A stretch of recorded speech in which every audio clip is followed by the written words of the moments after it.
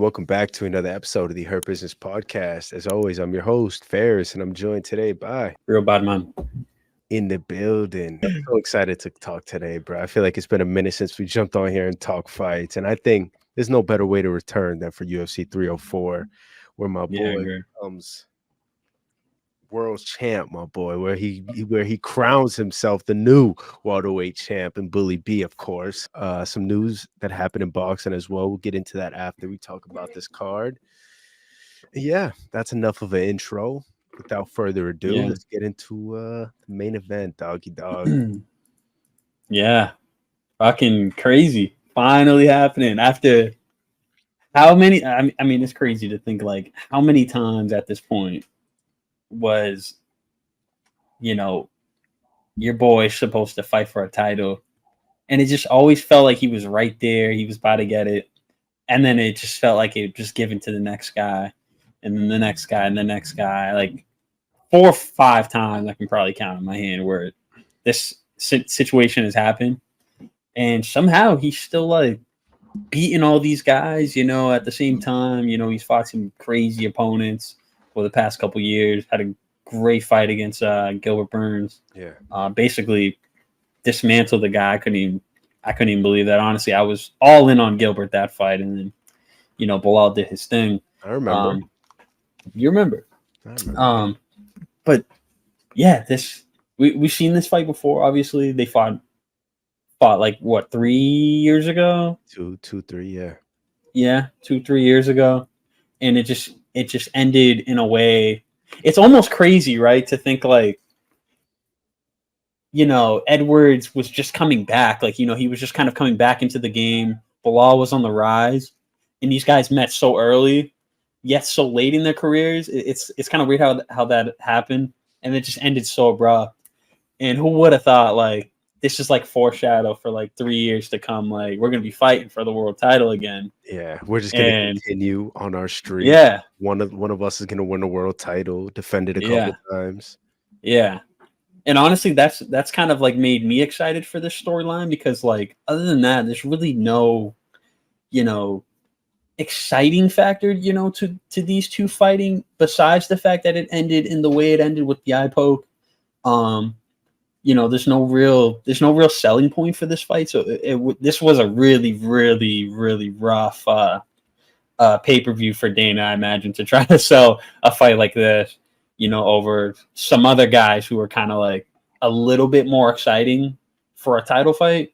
I disagree. I'm not saying, and I know why you're disagreeing, but I'm not saying like Belal isn't like an exciting guy.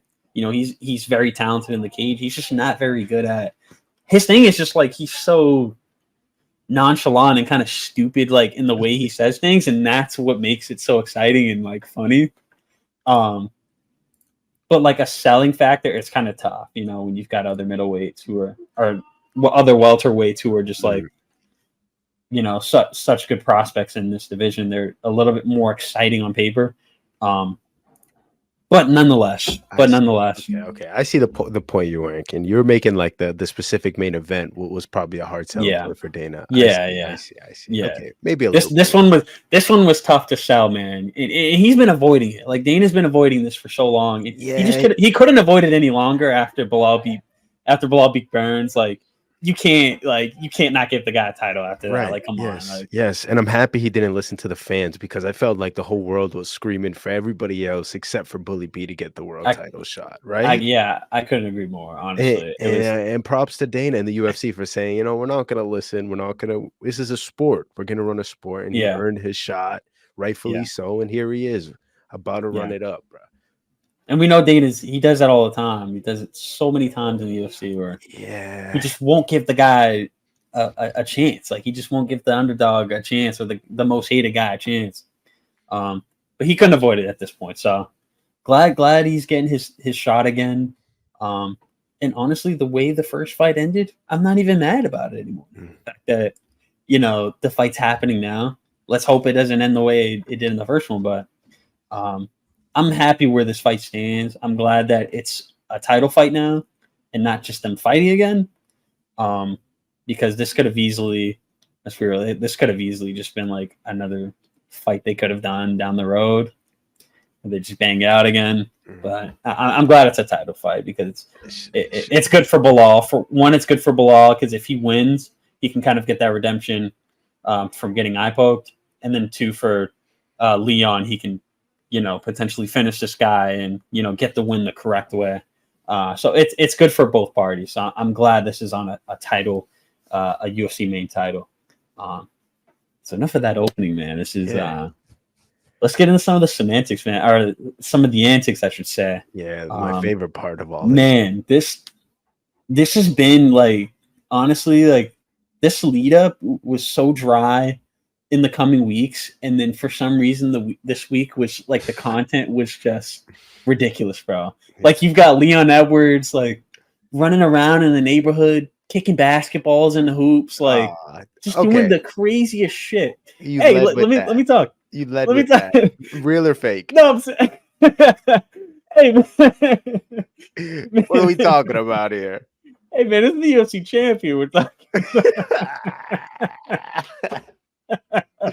That is it looked true. Fake to you? That was that shit looked fake as shit. Bro. That was so fake. Do you remember those old videos that fantasy football used to do? Where they would like throw like the ball 400 yards. Bro, catch balls through walls and shit. Running backs running through stuff, bro. So fake. Yeah, I love what they did with this one. That was pretty funny to see that. Obviously, it was fake. It was hilarious, though, nonetheless. So I'm glad they were kind of like getting some content, and Leon was kind of like getting this fight a little bit exciting and stuff like that. Because Belal just wasn't really doing anything. Like he was kind of just opposite. Like Leon doesn't do anything ever though. No, like it felt like Belal was doing podcasts. I know it's not like your cup of tea. Listening to like build up like that way, but Bully was all over the place on his media tour, and it felt like Leon wasn't. Yeah, I don't know. Leon's just kicking basketballs in a fake world. Yeah, but he was being entertaining, and fair. Bully wasn't making people laugh. Like he was making people laugh in a bad way. Yeah, and he was trying his best to make people laugh, which was like he was so cringy. And and I love the guy, bro. Like he's got a good personality, but like he just can't sell a fight, bro. Like I don't know. He doesn't make his job easy for people to like him. Wow. You've noticed that? Like he doesn't make it easy for you to like him. And honestly, I like that part about Belal, that he likes playing like this nonchalant guy and like kind of like being like a goofy, character, and he does what he needs to do in the cage and he does it well. But that just doesn't appeal to everybody. You know what I mean? Like it's not something that's gonna help you, I feel like, in the long run. And Colby Covington tried that. It didn't work. And so Colby Covington just put a MAGA hat on. And that worked for him. But I don't know what Belal could have done any more to sell this fight, to be honest. But I'm not gonna ponder on it too much because it's like we're here anyway. Yeah. The fight's here. It's happening. It's happening. Regardless how they build it, we're gonna watch the fight. But I don't know. I enjoyed. Huh? No, I said it's media tour's over. Yeah. Unfortunately, it is, and it's time to fight. But it's I enjoyed it. There were a few moments where I'm like, "What the fuck." What was your favorite moment during this week specifically? Because this week we had a lot this week. We had the press conference. We had the meetup in the elevator. Ooh, that was a good moment. We had Belal talking crazy shit literally the day of that, when they were in the elevator, literally that same day, talking crazy about Leon, saying he's scared of him, all this stuff. Oh, yeah, and then they met up in that elevator. That's been a thing. But then they met up in that elevator. And we saw what was your favorite part of that media this week?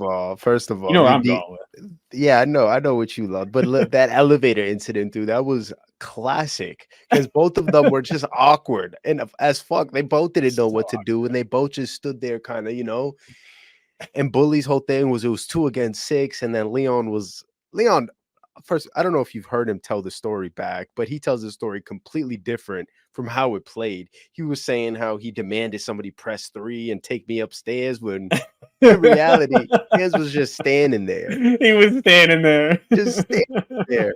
And his coaches were definitely loud. His brother was definitely trying to stare down Bully. Yeah. Yeah, that was definitely like just a great moment that was definitely set up. No, there's no way that organically happened.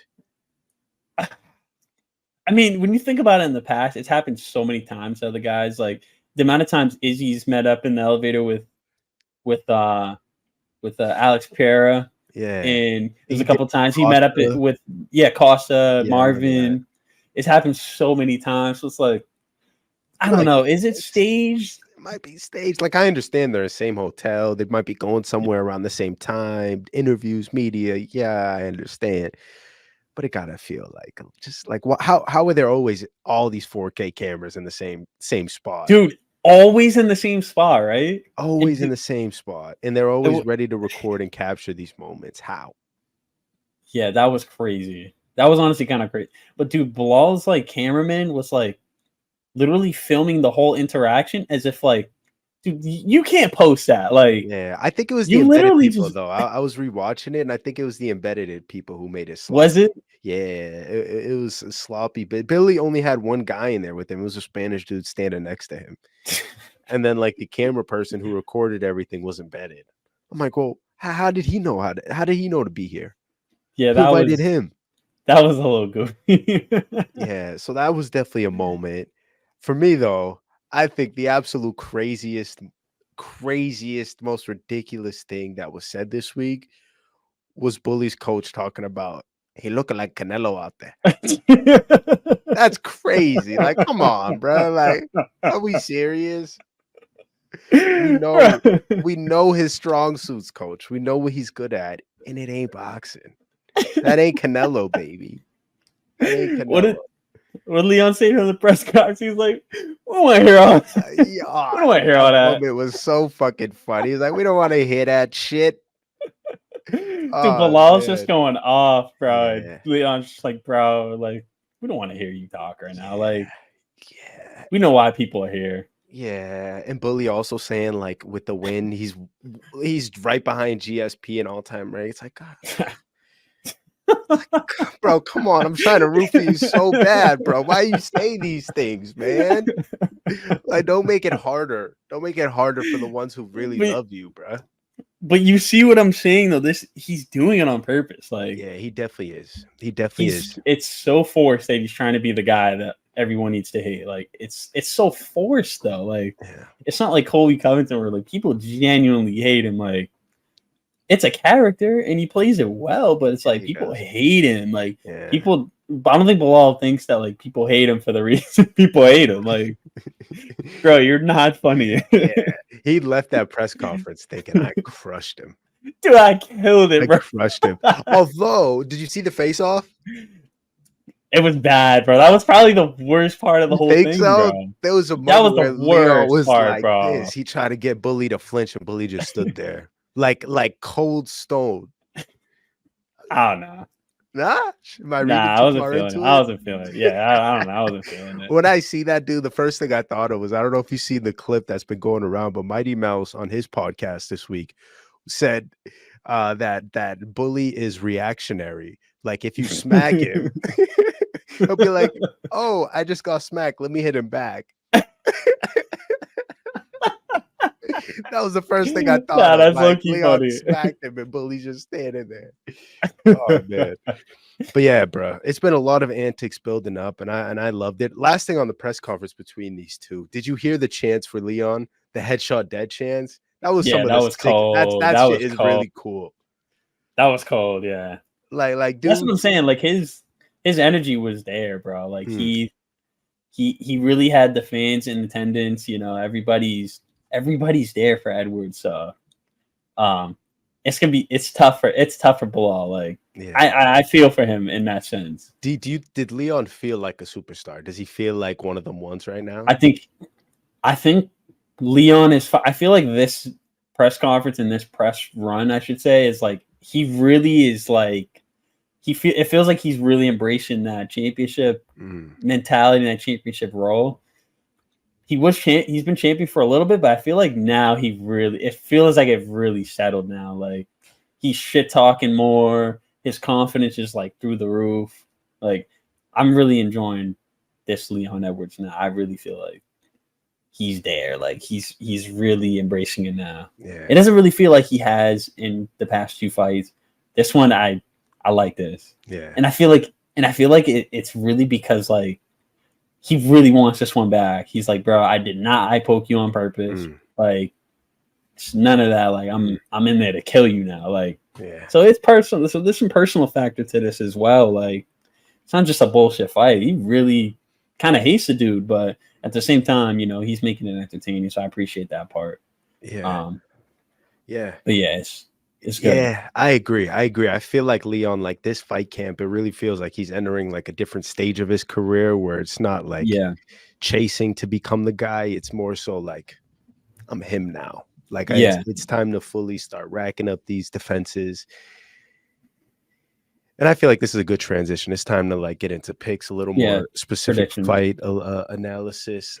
Yeah. Stylistically, their matchups. This matchup, Leon has seen it in his past, like feels like 20 fights. Like it feels like he keeps facing this style.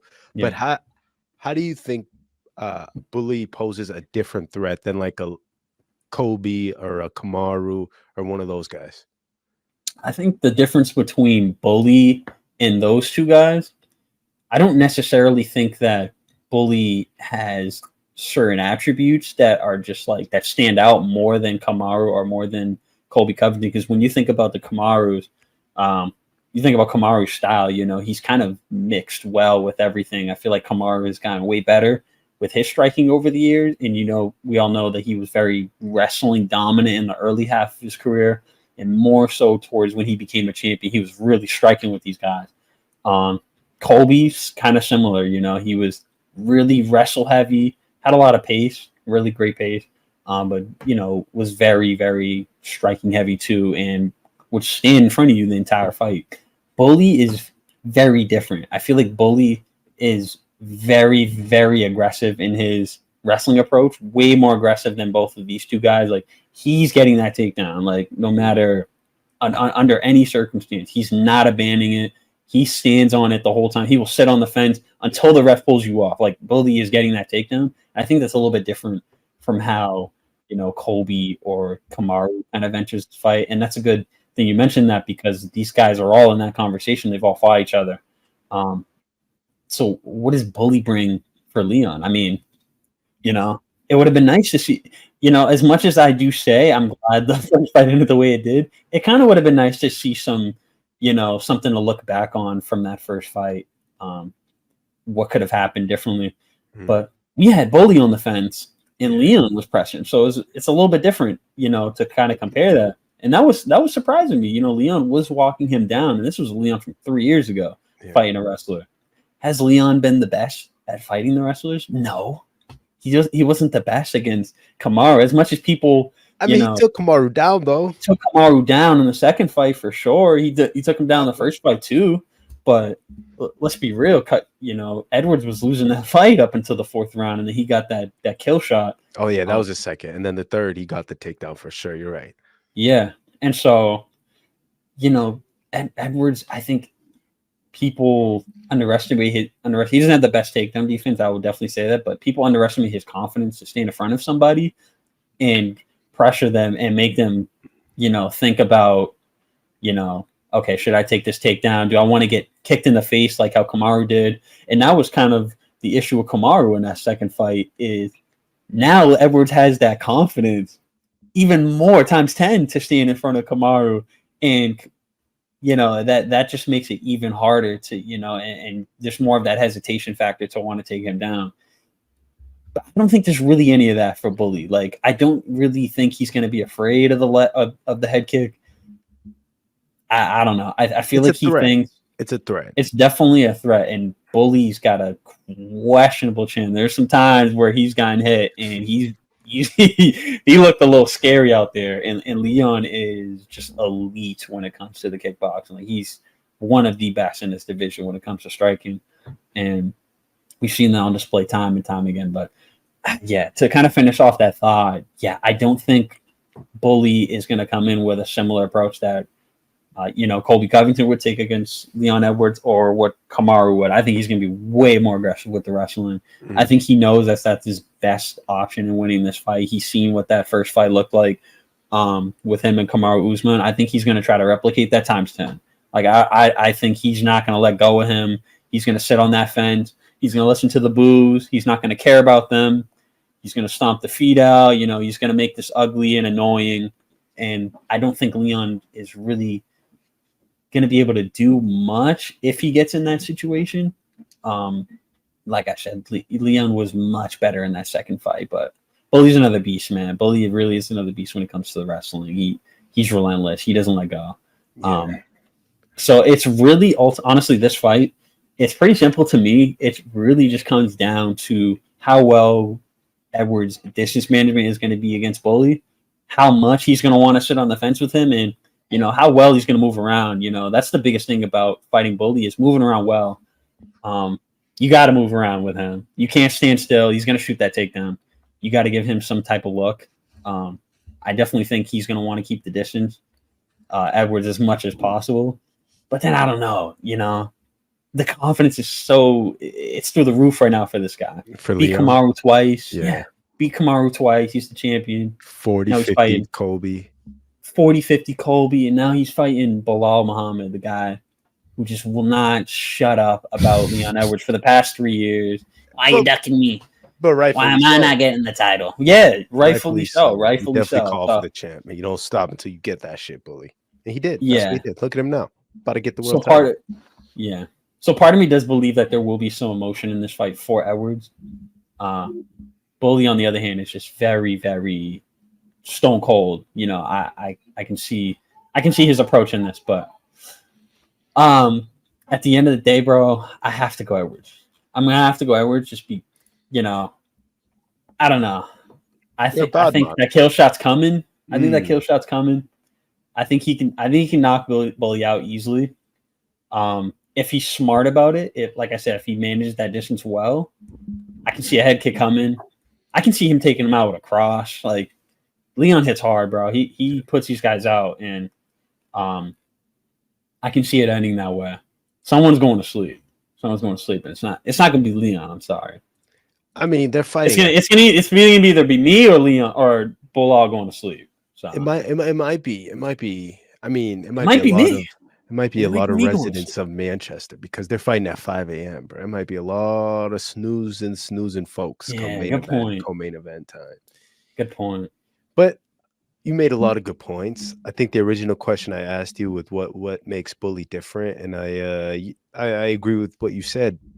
The wrestling for sure, but also I think Kamaru and Colby, they have a lot of natural gifted athletic abilities that Bully doesn't necessarily have.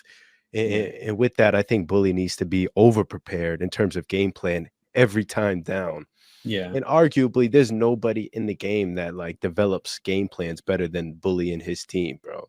Like, you think of all the different styles he fought in, and his ability to dominate everybody. Like, the guy's on a how many fight win streak?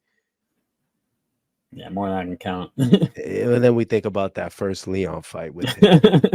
And it's pretty clear how that fight was going in that first round. Leon was just gas pedal the whole time, just picking Bully apart, whooping his ass. And that was just the reality of the situation.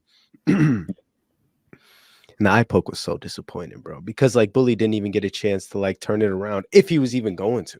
He didn't get a chance to get into his bag at all, which is kind of sad to see. It was on short notice. Yeah, you can't. I forgot to mention that. Yeah, it was a short notice fight too. Yeah, just a few weeks. Bully got the call versus Leon was preparing for a main event for a bunch of time. But all that to say, they're fighting again this weekend in Manchester United for all the marbles. And I'm going Bully B, bro. I'm going with Palestine, man. I'm going with the boy from Chicago. I'm going and new, man. I think again, his ability to game plan, and we seen Leon in some shitty situations against Kamaru, who has the same exact style to Bully, and I feel like Bully and his team definitely are coming fully prepared with an awesome game plan, and Yeah, man, that's my heart. That's the decision there. But I don't know, bro. Leon is so good too, man. And yeah, to think he could have even got better since his last performance is kind of crazy to think. So yeah. yeah, my heart's going Bully. My head is going Leon, but I'm going Bully, who's a plus 205. If you see any value there, throw a little marbles on remember the name? Oh, dude. Think about like Remember the scenes if he wins though.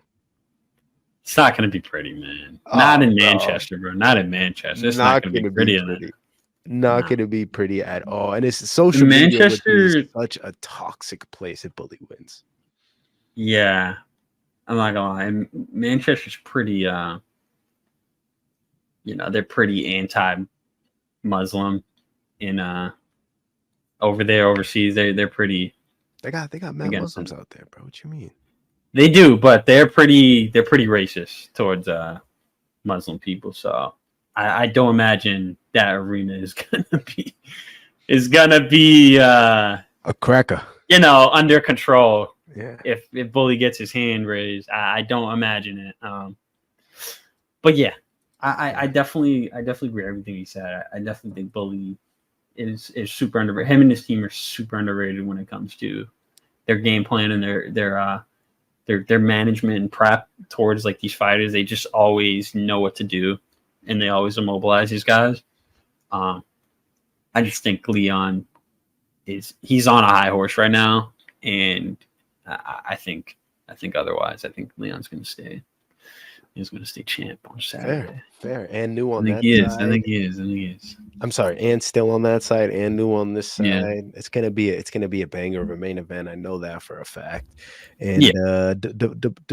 Regardless what happens, Brad. Regardless what happens, hopefully there's more movement in this welterweight division after this fight, bro. It feels Yeah. like this top five never fights, and it's like I don't know. It's almost kind of like a trend with these guys. Like Kobe did it 2 years ago. Bully did it now. Who's gonna do it next? Where they just like, I'm not fighting until I get a world title shot. Like, Yeah. Jack Dilla Yeah. Maddalena could do that. Yeah. And I'm saying that to say, let's hope that's not the case. Let's ramp it up now. Yeah, I agree. All right. Speaking of ramp it up, man, the co-main event is going to be another cracker in the heavyweight division for the, in my opinion, undisputed world title. The best two heavyweights are fighting this weekend. I know the world title isn't going to be there, but the interim is. Yeah. Curtis Blaydes, Tommy Aspinall. How do you see that playing out? Well, we see another one of those freak fights, man, where Tom unfortunately got injured due to some very unfortunate circumstances. Man, that was a pretty rough one to watch, and to kind of see him on his rise to being a UFC champion, and for that to happen, him was kind of a rough one. And I kind of remember seeing that too. I was like, dude, I can't even. I was just so devastated. I was so sad, because Tom is a guy that I picked up and talked about for a while, and I was like, dude, this guy is just unreal. He's gonna be a UFC champion one day, and for that to happen was just super, super sad, man. And then he comes back and does what he does to Sergey, a guy who's up and coming as well, and puts that guy out like that, and just looks phenomenal and looks flawless out there. I even went against Tom Aspinall after that. Like those kind of injuries, man, like those are some career-ending injuries to some guys in the UFC in the past. So I was really, really doubting Tom in that one, and he looked amazing, man. He looked incredible. So I was like, damn, he's really back. He's healthy. He did it the right way. I feel like most guys come back a little too early.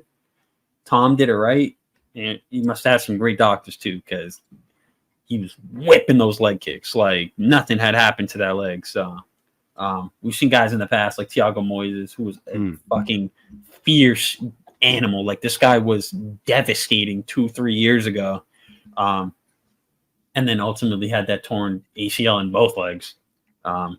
Never the same. And was just never the same. Never wanted to throw that leg again. So Tom was on fire with that leg kick. So yeah, another freak accident, and these guys are back. They're back together. Curtis Blaydes is a guy also who's very, very deserving of this opportunity. Has always been. And I'm excited to see it happen again. These two are definitely the two best heavyweights right now. I agree with you. They definitely should be fighting for a title, but we know who's holding off that title and holding up the division. So we don't have to really talk about it too much. But Tommy Aspinall versus Curtis Blaydes, man, I'm excited for this. Predictions. No. I still like Tom in this one as much as I liked him in the first one. I was going with Tom in the first one.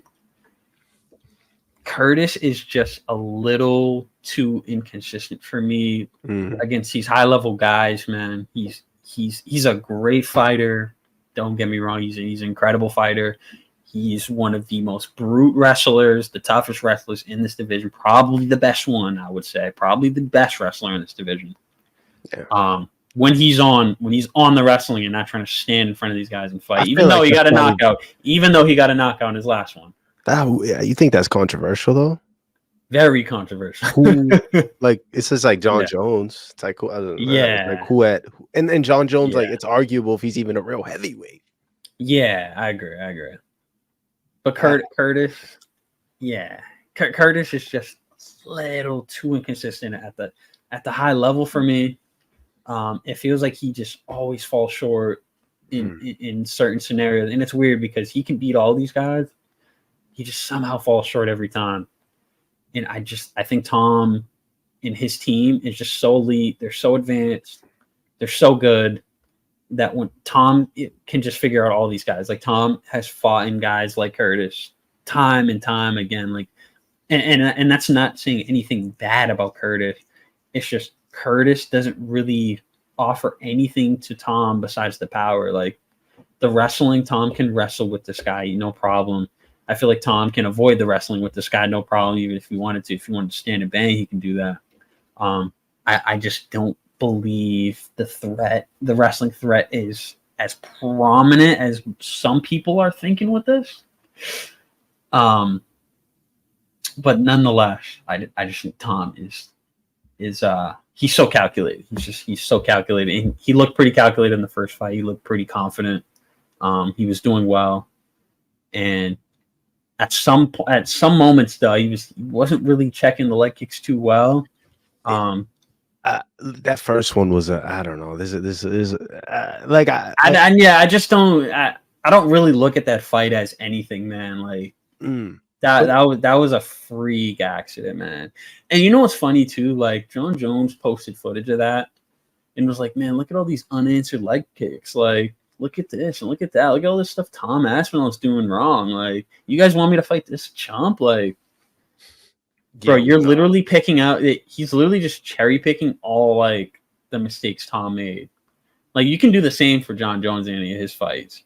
Like, you can literally pick out like 20 minutes of John Jones making mistakes against Dominic Reyes. Just that fight alone, you can pick out 20 minutes. He lost that fight, bro, period. And he lost the fight too, but I think it's pretty obvious I'm going with Tom in this one. I think he'll knock him out. I honestly think he'll knock Curtis out. Curtis has gotten knocked out before. I don't think Curtis has the best chin, which isn't really saying much because like the guys he's gotten knocked out by are just like freaks anyway. Like that Derek Lewis uppercut was just like some of the nastiest shit I've ever seen. Yeah, I mean they're also heavyweights, bro. Like jabs be knocking these dudes out. Like that's how strong they are. So it's like I don't even really like it happens, man. Like also against top guys, he sometimes wins. And I think that's like you made the only knock on Curtis Blaydes is like his 50-50 like at the top against the top guys. And there's I don't know if there's anybody better than Tommy Aspinall. I don't know if Curtis has ever fought anybody better than Tommy Aspinall, despite like all these crazy people, heavy hitters that he has faced. But like, I don't know. I think about like the stylistical matchup. Like, yeah, Curtis gets the takedown, and then what? And then you're in Tom Aspinall's realm. Then you're on the ground where he can like fish out submissions from any spot. I do wonder, however, what does Tom's game look like when he's on his back? Like, what does it look like when he's defending ground and pound? Like, what does the submissions look like when he's on his back? That's what I'm kind of excited to see in this matchup. I feel like he's prepared for that. I feel like at some point they've trained for that during the camp, but I don't think they've done. I don't think they've just done so much of the groundwork in this camp. I think they're fully prepared for this TKO. Damn, I'm you gonna think be they're gonna honest. go on the I think they fully trained for a knockout on this one. But you think I that's what they're gonna do? Is you think Curtis is just gonna stand there and box with him? No, but I think bro, they're so good at studying film, bro. Like Tom Aspinall has said so many times, like how like his team is just so focused on film. Like that's like their number one thing, and he's so good at it, man. Like I don't know, like there's something so like he's just I don't know how to explain it. Like I don't know how to put it into words. Like he's just like so intelligent. Like when it comes to the film aspect and really putting it into motion. Like he's good at doing that. Like he says everything he's gonna do. So if he says he's knocking Curtis Blaydes out, I believe him. Is that what he said? I don't know if he said that in the press. I didn't Yeah. watch his part of the press. Yeah, I don't But think he if said that. They just definitely confirmed that they're the best two guys at this weight yeah, class. yeah. But but to your point though, I don't think they really train too much for the back. I don't think he anticipates being on the back too long. If he does, he'll be ready for it. Yeah. Like being on his back. If he does get there, I feel like he will be ready for it. But I think this camp was, we're gonna put him out. Like we're putting this guy out. I understand that. I completely agree. But like every fight starts on the feet, and also to that point, like you always see two grapplers fight each other. What happens? It ends up being a stand-up war for the duration of the fight. But that's like discrediting like Curtis's whole game and his whole style is the wrestling, bro. Like that gotta be his approach. It's like I gotta get him to my round. Yeah. And Curtis has some of the nasty ground and pound, like maybe in the weight class. His ground and pound is so nasty. So I think that gotta be where he wants to fight, is like on in a half guard, holding Tommy down, just landing shots. 100%. And wouldn't you think that in Tom's film study that he knows that, you know, Curtis is one true way of winning this fight is taking him down? So I feel like he's prepared for that. I feel like they're waiting for a kill shot. They know when he's going to shoot. They know how he fights. I feel like it's going to happen. I feel like this knockout's coming for Tom because of that reason. He's just so smart, man. Like he trains for these guys. Like he doesn't train to be in shape or be, you know, in good condition to fight these guys. He trains to kill these guys. And I think that approach is just so much different than some of these other guys in this division, how he kind of separates himself from these guys. But also on the contrary, I'm not going to just give all the credit to Tom. Blaydes is good at doing that too. Like Blaydes, you know, as good as he is on the ground, he doesn't really need to do much study on these guys because like he knows how good he is with his skill set. He knows how confident he is, but I'm sure he's done a lot of study. And I'm sure he knows that too. I'm sure he knows that Tom is going for that kill shot. He knows that. Oh, he's probably thinking, oh yeah, this guy thinks I'm just gonna shoot, like, and then he comes over and crushes Tom. That's a possibility too, you know. So Tom can get caught off guard, but I just think that Tom is just a little bit more smarter, and his team is just a little bit more calculated, and they study their opponents a little bit better. And Tom just puts it well together in the end, you know, when he's in there. So one Tom kill shot, done, dead, headshot, bang, Curtis on the ground. My guy, but I know it's coming. Yeah, it's totally a possibility. I'm a fan of Curtis, I must say. Like he's really like blue collar, give me anybody, I'll fight him type of style, type of guy. I'm like that. Those are the ones you gotta root for at the end of the day. So I'm big on Curtis Blaydes. But I agree with you, man. I definitely think there's levels to this. And you've been high on Tommy for a minute, and I've recently come around the corner just because, like, the dude is so fucking good. When have you seen a heavyweight move like that on the feet and have hand speed like that, and then have awesome jiu-jitsu? Like, this is some one-on-one type style, and like, it's crazy fun to watch. And the point you make about him looking for the TKO, I heard a stat this week that was like, Tommy has like the shortest fight time almost of all time.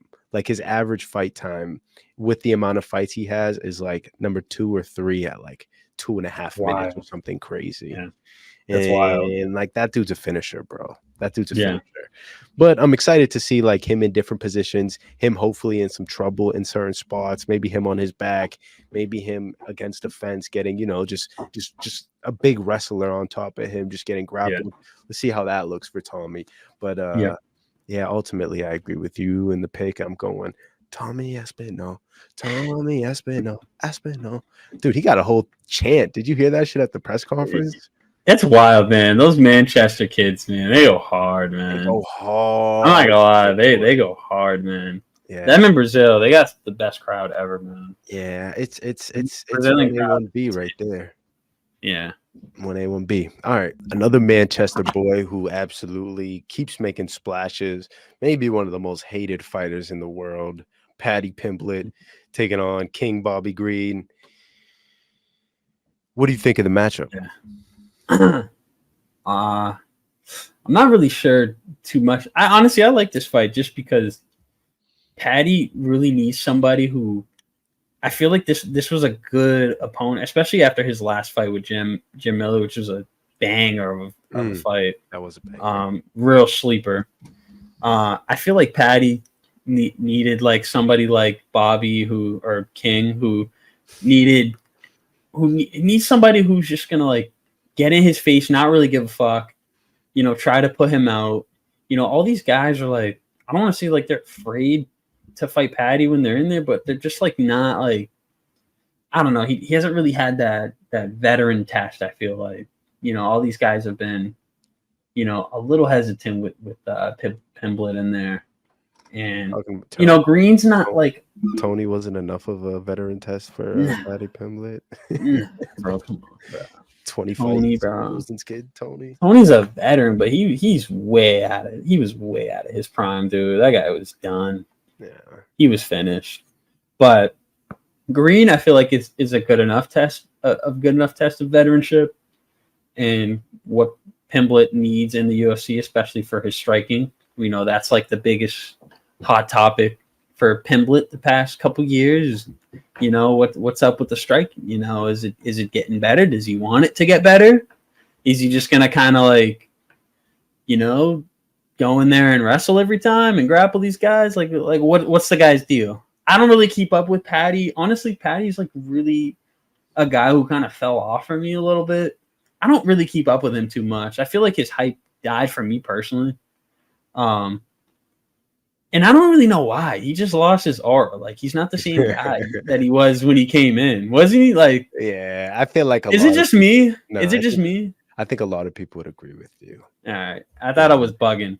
I think it's a different version. Like the fights he had, like he came into the UFC with so much steam, bro. So much steam. Like he was looked at like he would have filled up an arena like in his first UFC fight as the headliner. That's how much like hype he came to this into like this with. But then like his past two fights have been poopy stinkies. And like we all thought he lost his Jared Gordon fight. We can like that's forever gonna be like on our minds until he does something huge. Yeah. Until he does something that's like, whoa, this is who we got excited about like 2 years ago. Yeah. And honestly, for this fight, it's really two ways. I think, Green catches him. I think Green can easily catch him and put him out. Paddy's got a very, very odd chin. A very strange chin. Seen a couple fights. But he could easily just use BJJ and completely take away Green's game. And it's easy for him to do that here because he's in his home crowd. Nobody's gonna really care, like if he sits there all day and just hugs him on the fence or like takes him down, tries to submission hunt. So I feel like that's just easier for him to do in his home crowd.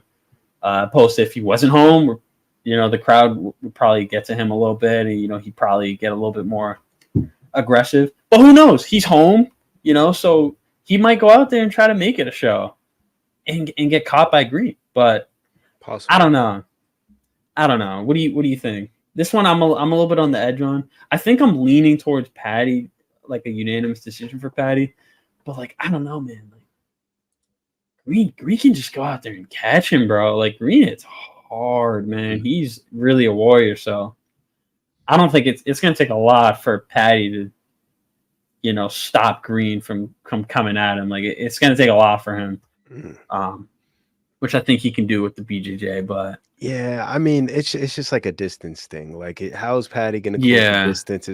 Is what I'm wondering. I know, and King Green got the strikes on deck. He got like the unorthodox boxing. He's That, nasty. that like he's old but nasty, old school dirty. I'm trying to remember that style. Him and Poirier called themselves Thug Jitsu. Is it Thug Jitsu? Thug Jitsu. I think it's Thug Jitsu. And like, he's not a total noob down there too. So like I imagine he defends it well, but that's Patty's world, bro. That's he's Patty's in the world level down there. So I don't know. I think it's crazy that Patty's the underdog coming into it. Yeah. Genuinely, I think that's absolutely absurd. And I might hammer like put the cribbo on it type shit. Yeah. Isn't that crazy? I think it's crazy. The home crowd, you know what I'm saying? Like a OG veteran of the sport who like had a really good last fight, but fought a 45, 50-year-old in order to do that. And his 2 fights before that, he got knocked out back to back. Oh, actually, he got knocked out and then no contest and knocked out. Yeah. So it's like let's take it for what it is. I feel like the UFC's trying to get Patty a win here. They tried to do it in his last one too, but it didn't look the way we all thought it would. And this is like another attempt at that. This is like another big guy in King Green, another well-known guy in the sport. Go make a name, Patty. Go make a moment off this guy. Go do it. Yeah. Will he? I think so. Hammer that line. I like that ending. I think people are going towards Green for 2 reasons. I think on obviously Patty's last 2 opponents, Jared Gordon and Tony Ferguson, like not the best, set of opponents, but also the fact that he fights like once a year. Like in 2022, he fought a lot. Don't get me wrong, he definitely did, but he fought at the end of 2022 and then disappeared the entire year. Fought Tony, and then almost disappeared an entire year again. Like he hasn't fought since December. Like, what are we doing? That's bad. Like that's like, what is he doing? Like, yeah, I know he had some stuff going on, though, low-key. I think he had kids and like he had some he did happen. Definitely had like family stuff going on, but I agree. I think you got a job. You got a job to do. Yeah, no, agreed. And you're so young that this is the time. And also, like, if you have championship aspirations, guys like Jared Gordon and Tony at this stage and Bobby Green, like, this should be a fast lane, like a unanimous submission knockout. Something like this should be your fight always. This is the rise still. Yeah. He's 29. He's got time. Like, he does. Russian Patty, but I agree. But then you see guys like Sean O'Malley, right? For example, 27 come in this sport and just rise up so fast, bro, and just run through everybody the UFC throws at them.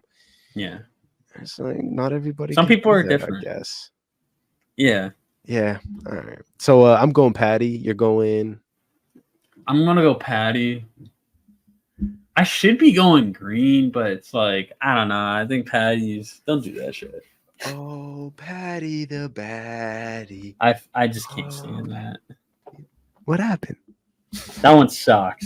Dude, I love them all, dude. I'm glad that, man, like the crowd in England just gives all these guys theme songs and names and theme. Like it's such a brand, bro. I fuck with it. I like it. All right, moving on. It's all right. Moving on. A questionable move. I feel like if they had Mokaev and Kape in this spot, this main card would have been like a 9.5, 10 out of 10 type level. But the fact that they slid this fight and then stuck Manel Kape at the very bottom of the prelims blows my fucking mind, bro. You're not rocking with this? I'm not. I mean, it's a good fight, but it's not as exciting as that flyweight fight. Yeah, I guess you're right, but I don't know. This is Giga, bro. This is the guy right here. This is the guy. I'm talking about the Christian Leroy Duncan fight in the RoboCop. Oh. Yeah, no, that fight I'm pumped about. I love that fight. There's Oh. one more right before, that Yeah. is like, why Yeah. isn't Manel Cape and Muhammad Mokaev in this slot right here? Why not? Yeah. This one, I forgot about this one. This one was kind of bothering me the other day. I was like, okay, They're just what's going sticking in on here? England, boy, trying to make Christian Duncan like a guy, the next guy, sorta. That's the Yeah. attempt, and I see it. But at this, like, let's not do it at a cost of like somebody else who's trying to establish themselves. But Like, but Mokaev's from England too. exactly. I don't So know. I don't know. Maybe the UFC's attempt to get people there sooner. I think maybe honestly, I think the only you're gonna hate this, but I think the only reason why they did that is because they wanted a middleweight fight on the main event, and there's not Main one. card. Yeah, or on the main card, there's not a middleweight fight on here. We have a welterweight fight there. That's basically the same thing. We definitely don't have Yeah, but there's flyweight fight on this main card. there are no middleweight fights on this card, bro. On this entire card, besides these two. You're right. I don't like it. And Christian's kind of a name in England, so I can see why they did it. But also, they probably thought like, okay, these guys are gonna have a banger of a fight. This is gonna really set the tone for the card. Sometimes you need that. Sometimes you need like that fight that's just gonna get the tone going. Yeah, Get it maybe. going. Maybe.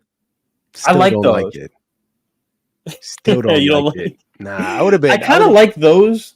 I kind of like those fights more than like I don't know some of the opening cards because I feel like it just gets me going. It's like oh shit, like now we're in the you know what I mean. But if it's like if Christian was fighting there, it's like oh okay, now the main event's here. Now it's getting going. All right, You fair. wanna get See, hyped into the main event. You know what I mean? for You want to put a banger of a fight. So people are like, "Oh shit, I gotta buy this shit. I gotta buy the main event now. This is what it's gonna be like." I'm yeah. telling you, strategy, bro. I'm telling you. Yeah, no, I hear you. But you know, I hear you. I hear you 100%. But I'm thinking like, fuck that, bro. Like that fight's gonna be so exciting, right? That fight's gonna be so Fuck fun and that. exciting, and then we gotta watch some poopy stinkies for like 4 straight fights, and then get into some exciting shit, and then wait, and then wait, and then get excited. Like it's just a lot of this. You know what I'm saying? Like let's do this. It's like super early too. It's like early prelims. This fight's happening. Bro, why are we doing It ain't this? even the prelims. Let's do this. Let's do this. Yeah. But I like anyways, that idea. CLD versus RoboCop. Quick pick. Who do you think wins it? I'm going CLD, obviously. Yeah. I didn't. Yeah, this ain't even. I'm curious what these lines are actually. I don't see a world. Yeah, honestly, I like Gregory, but CLD. Yeah, yeah, I like Gregory. He can put people out, but I don't know. CLD's just nice, bro. There's something about his style, bro, that I like. He's interesting. He can knock people out too. I know he's newer, so it's kind of like a similar, who's gonna knock each other out type of fight. But I'm going CLD, man. Like, this guy's nasty, bro. I actually kind of like him. I actually really do kind of like him.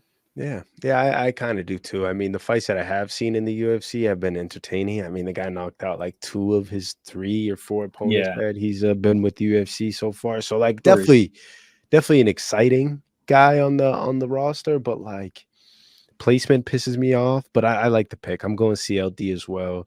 I think RoboCop is a really good guy, but also a really good name to set up the future of Chris Leroy Duncan. So I like the fight for him. I think he'll stand on the outside, pick the taller guy up apart, and secure the knockout eventually. Yeah, he's accurate too. Like he doesn't just knock these guys; he knocks these guys out with precision. Like he's nasty. Yeah, I'm going CLD. CLD. Speaking of nasty, man, my boy Giga Chikadze, man, it's been a long time. It's been a long time since we've seen him in there, and I am pumped. I am pumped to see him back against a fucking banger, bro. Against Arnold Allen, who's another scrapper. Yeah. gangster game opponent. It's going to be a wicked close fight nonetheless. Striking battle. I don't see a takedown being shot unless Arnold's feeling spicy and's like, I'm not trying to stand with this guy. Let's go down and shoot. But I hope this is a 3-round stand on the feet, like Giga versus what's his name, Calvin Cater, look like one like that, like a banger. You know what I'm saying? Yeah. Yeah. Will that happen? I think it could happen. I don't know. I think it could happen, but it's like, yeah. Honestly, I don't trust Giga in this kind of fight, just for that reason that you said. Allen just has that diversity. Giga is nasty, and I just don't think that.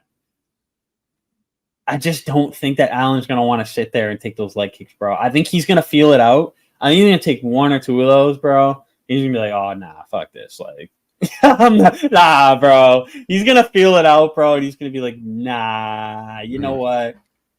You're going on the fence, buddy. Yeah, and you're gonna love it. You're gonna love it too, buddy." Yeah, I honestly see that happening. Allen's tough though. Allen's he had a really tough last fight. Yeah. Lost, but he fought well. But yeah, man, Giga's just a beast, bro. Those leg kicks, that's what he's known for. If people don't know, Giga's got some of the most ridiculous leg kick. Yeah, it's really almost resembling of Edson Barboza's kicks, man, in his prime. Honestly, Edson Barboza today, but more so in his prime.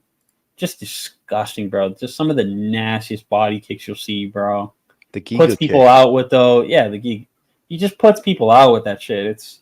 It's honestly just ridiculous. The guy can kick that hard, but yeah, I think Allen's he's definitely gonna take a couple of those Giga kicks. No doubt, he's gonna feel it out, but I don't think he's gonna want to even risk a number 9 guy who's dangerous. I don't think he's gonna want to risk it for the biscuit and put another title run on the line for this fucking bald fuck who can kick people's head off. Stop it. Oh, stop it. Oh, quit it.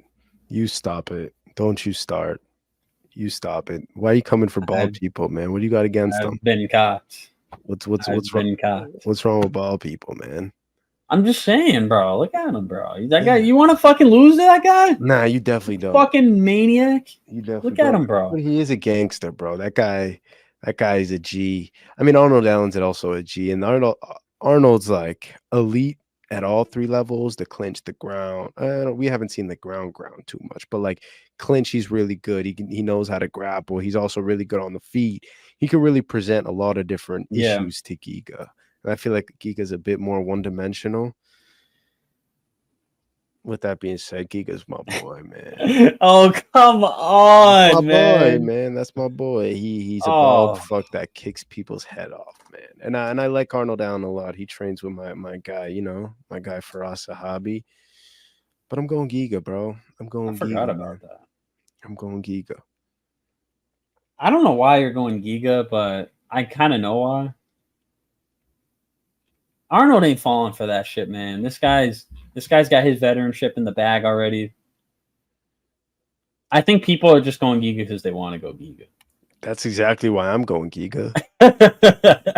Let's go. Let's go. All right, man.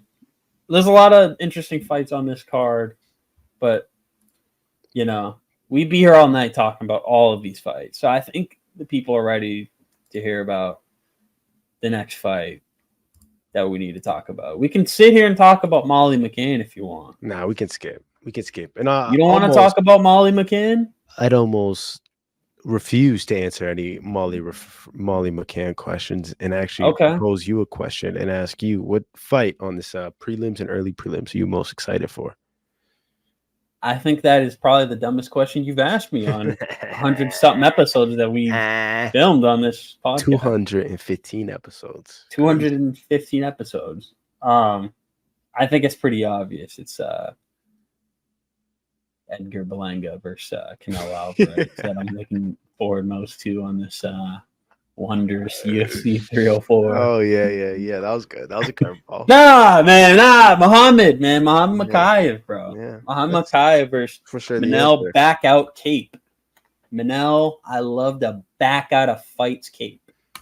You're only That's what I'm saying excited that because he came for your boy Izzy.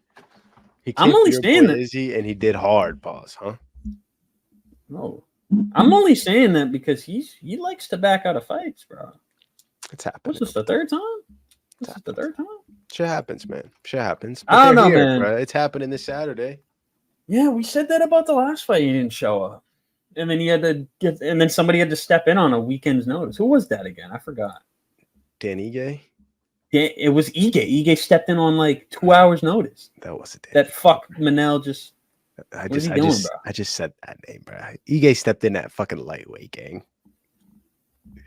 Just threw a name and you agreed with it. Did you even hear what I said, bro? You just I don't even. It doesn't matter because it literally doesn't matter. But now you got me curious. Who it was? Bruh. Ige did step in on a fight on like 2 minutes notice, though. Yeah, against Diego Lopez like a month ago. You already forgot about that? Matus Nicolau. Yeah, Just backed out, bro. Kai Kara was another one. Remember that? Kai Kara? They had a whole press conference. Alex Perez, Brandon Royval, dude, he's literally back. If you go on his tap all, he's literally backed out. I don't even want to see it. I don't even want to see it. Just give me your picks, bro. Who you think is gonna win it?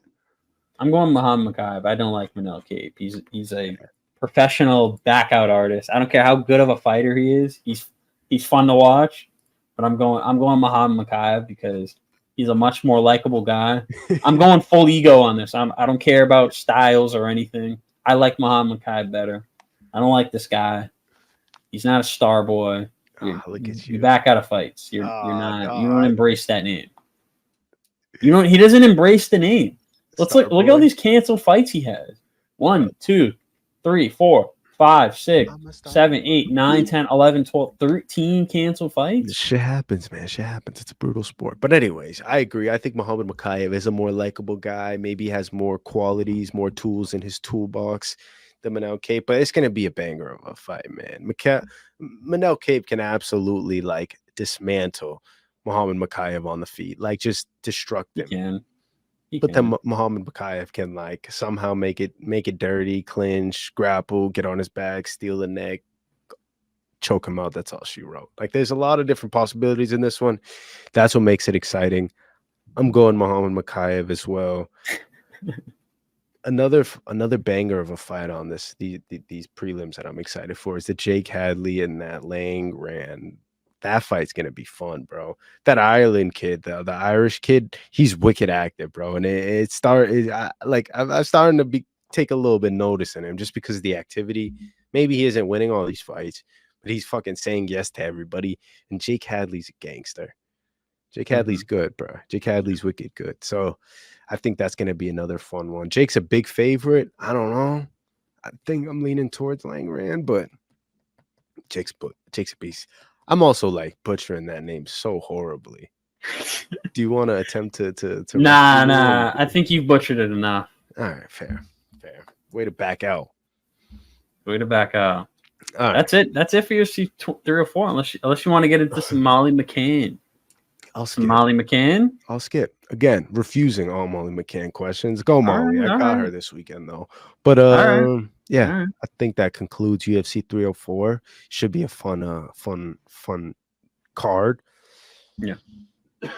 Bless you. Thank you. Big news today in the world of boxing before we get up out of here. Canelo Saul Alvarez is taking on. Drum roll, please. Edgar Bum Langa. Edgar Bum Ash Langa. Womp, womp, womp. Yeah, sorry. Sorry, folks. Not the pony you were probably expecting. Sorry. Yeah. I mean, we heard but it's rumbles. Somebody. It's somebody, for one. It's somebody. And this is honestly a great fight for a lot of people who hate Edgar Berlanga. It's a great fight. It's a great fight for people who are notorious and ferocious Edgar Berlanga haters. All the haters are eating in September. Let me tell you. They're eating. They're happy. I'm not an Edgar Berlanga hater, but the guy's been ducking. The guy's been ducking the wreck. He's been ducking the smoke. Yeah. So his time has come, and he took the fight. But that's all the way in September. It's all the way in September. So there's a lot that can happen. It's only 2 He can months. back out. Still a lot that can happen. I Still. doubt he backs out, bro. Like that's the payday. That's the red panty night that all these boxers wish for. He's not backing out, bro. But it's a death wish. Like you're It is. taking the money to get knocked out. It is. It is 100%. And for some people, it's worth it, bro. What's that dude's name from England? What's his name? Who fought Canelo not too long ago, and now I seen a picture of him recently, and he's like 400 pounds. Joe, what is it, Joe? It's gonna eat me alive if I don't get this. Not John Ryder. Nah, not John Ryder. Joe, his name Joe something, right? Hold on, I'll find it. Bro, I seen a picture of him recently, and I'm like, nah, there's no way you ever made weight to fight anybody. Billy Joe Saunders. Yeah, Billy. Yeah, Joe. Yeah, Billy Joe. Like that guy looks like a balloon now, and I'm like, brother, what happened, man? You used to like yeah, you lost to Canelo, but that's the best in the world, bro. You can still compete. You can still go get big paydays, man. You don't gotta. He got that fat check, bro. Don't worry about him, bro. Let him cook. Let him cook. Yeah, he's been doing too much cooking. That's the problem. Let him cook, bro. He's cooking now. Bro. Yeah, but like all that to say, like sometimes the big Canelo payday, that 3, 4, 5, 10 million that they make from that fight, it's enough. That's all you need, bro. That's all you need. But and Edgar Berlanga, he's joining the train. He's like, fuck it. I'll get knocked out for 10 mil. Fuck it, dude. Take care of my family. Yeah. Fuck it. It would have been really awesome. It would have been awesome if Berlanga fought like a Caleb Plant first. He fought like that, and then led him up to Canelo. That would have would have really been official. That would have been like, all right, you earned this. Versus now it's like, who did Berlanga fight in his last 5 fights? Yeah, it was like the last one was like some Irish dude, which and like then the time before that was a New York cab driver, and the time before that was a pilot, and the time before that was a pizza man. And it's like it doesn't end, bro. It doesn't end. But now he gets the big payday, so I guess it was all worth it. And they're gonna, you know how they're gonna build this, right? Mexico versus Puerto Rico. It's right there. It's right there. Yeah, it's already. But also the fact that people hate Berlanga. And so there's that selling point. Like that enough is like these people don't like him. Let's put him up against the most dangerous guy that can just literally collapse him in 6 or 7 rounds. And that will get people going. People are smart, bro. They know how to set these fights up. And Canelo's gonna take it every time. Yeah. Canelo's gonna keep padding that record. He's gonna keep padding that record, bro. he's gonna keep doing it, and he's gonna keep loving it, bro. That's the unfortunate reality of the situation, man. This guy's so fucking shameless. Like he's so fucking rich, dude, and he's fighting. He's so rich. He's bums. He's so. I mean, you can't even really say that. Like he fought Jaime, he fought Charlo. Like he's fought the guys we've asked him to fight recently. But then you take a massive detour. Aside from Benavidez, but now you take a massive detour and you fight a guy who was like still on his way up. Like he's not even. Remember, you said you wanted UFC to go like that. Yeah, Canelo's going like.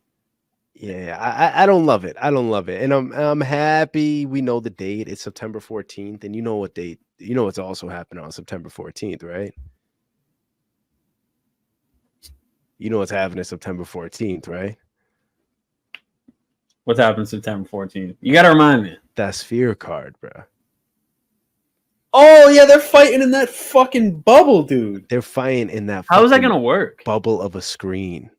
That How's bubble. that going to work? Who knows, bro? But Dana keeps saying he's dropping M's, and he has investors from Saudi pitching in, and millions of dollars are being invested. And they're hinting that Sean O'Malley and Merab is going to be the main event, and all these Mexican fighters are going to fill it up. Brandon Moreno, Alexa Grasso is going to be on there defending. Wow, it's going to be a lot, bro. Dana keeps saying the I believe when I see it. Mexican love letter or some shit. That's what he's titling it. Love letter to Mexico. I don't think there's enough money in the world that's going to let them have a UFC event in there, bro. They're going to destroy it, bro. It's literally happening, bro. I believe it when I see it. They're going to destroy that place. We'll see, bro. Who cares if it explodes as long as it's after the event?